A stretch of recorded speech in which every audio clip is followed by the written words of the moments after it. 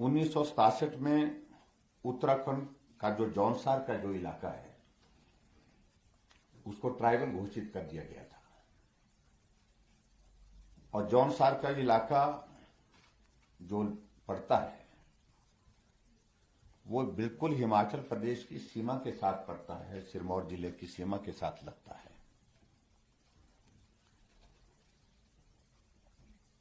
हमारे हिमाचल के बहुत सारे ऐसे परिवार हैं, आधा परिवार हिमाचल प्रदेश में इस तरफ रहता है, आधा परिवार उत्तराखंड में उस तरफ रहता है। और उसके बाद ये परिस्थिति हुई जब 1967 में जौनसार के इलाके को ट्राइबल घोषित कर दिया गया, तो परिवार के सदस्य जो इस तरफ रहते थे हिमाचल प्रदेश में, वो ट्राइबल में शामिल नहीं हो पाए, लेकिन जो जौनसार के इलाके में उस तरफ उत्तराखंड के उस हिस्से में रहते थे वो ट्राइबल घोषित हो गए। यानी कि एक परिवार में एक भाई ट्राइबल में और एक भाई ट्राइबल में नहीं।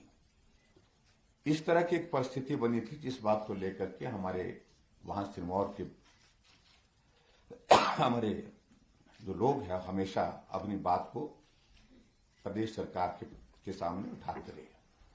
अगर सही मायने में इस बात को हम कहें कि 1967 के बाद लगातार ये प्रयास चल रहा था कि हम एक परिस्थिति में रहते हैं, भौगोलिक परिस्थितियां एक तरह की हैं, हमारे कल्चरल सारी चीजें आपस में मेल खाती हैं, बोली भाषा हमारी एक जैसी है, और ऐसे में हिमाचल प्रदेश में जो रहने वाले हमारे साथी हैं उनको भी ट्राइबल में शामिल किया जाए।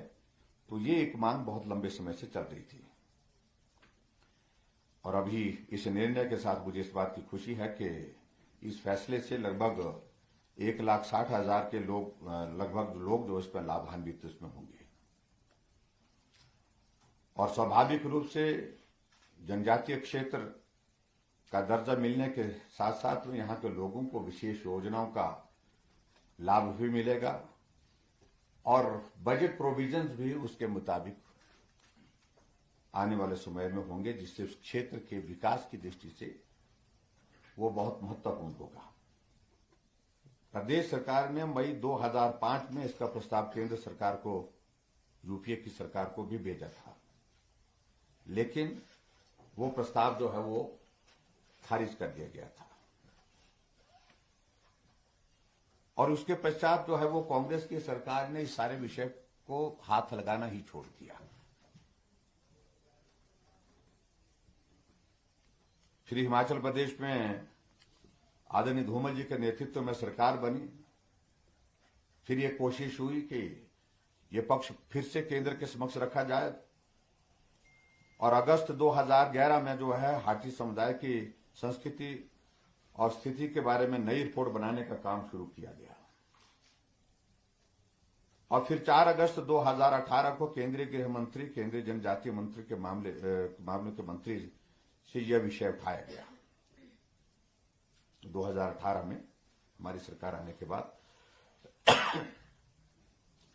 और केंद्र से इस विषय पर ताजा जो एथनोग्राफिक प्रस्ताव जो है, रेजोल्यूशन जो है वो मांगा गया। ये बहुत इंपॉर्टेंट है। इसके कारण ही सारा जो है वो सारा जो विषय जो है प्रभावी ढंग से आगे बढ़ा है। वो एथनोग्राफिक इसका जो अभिप्राय है कि वे जो किसी समुदाय के रहन सहन, खान पान, संस्कृति और परंपराओं का अध्ययन करने की बात आती है, ये सारी चीजें उसमें इंक्लूड होती है, जिस पर कहा गया कि नए सिरे से इसका अध्ययन करने के बाद इसकी रिपोर्ट दी जाए। और हमने इस पर काम किया और हमने नए सिरे से जो एथनोग्राफिक प्रस्ताव तैयार करके जो है केंद्रीय जनजातीय मामलों के मंत्रालय को हमने केंद्र के लिए भेजा था। और इसमें एक बात मैं ये भी कहना चाह रहा हूं कि 10 मार्च 2022 को माननीय केंद्रीय गृह मंत्री को पत्र लिख करके हमने आग्रह किया कि रजिस्ट्रार ऑफ इंडिया आरजीआई को हाटी समुदाय की अनुसूचित जाति का दर्जा देने के प्रस्ताव पर विचार करने के निर्देश दिए। ये हमने फिर से उनके साथ एक कम्युनिकेशन किया और इस संबंध में 11 मार्च 2022 को माननीय केंद्रीय गृह मंत्री जिससे हमारी भेंट भी हुई और इसके बाद अप्रैल 2022 में रजिस्ट्रार जनरल ऑफ इंडिया ने ट्रांसगिरी क्षेत्र में रहने वाले हाटी समुदाय के अनुसूचित जनजाति में शामिल करने के लिए सहमति दी।